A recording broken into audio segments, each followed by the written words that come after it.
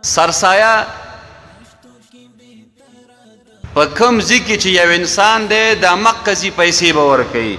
دې خبرې ته متوجه شئ. زموږ او ستاسو ورونه یا زامن په خارج کې دي،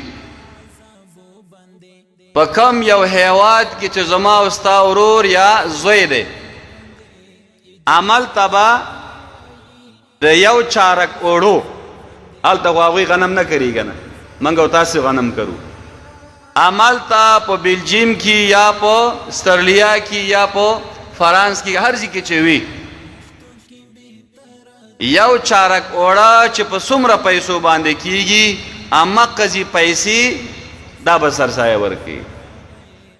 دا نه دی چې دلته د هغه په وکالت باندې 80 روپۍ ورکړي، نه، موږ او تاسو دلته یو، موږ او تاسو باندې د دغه ځای پیسې ورکول دي.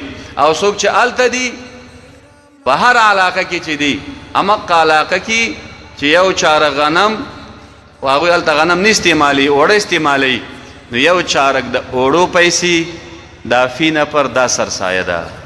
الله جل جلاله دې موږ او تاسو ته په دې خبرو باندې عمل کولو توفیق راکړي. خلاصه د تقریر دا شو چې اعتکاف ډیر اهم عبادت دی. نبی علیہ السلام مبارک په ټول عمر کې نه دی پریښی. کور کې سیاسري کې ناستې شي، ځان ته د هر ځای کې چې خوښه وه ځان ته د پرده نصب کي، اول ته به د آلس شپې ورځې تېروي.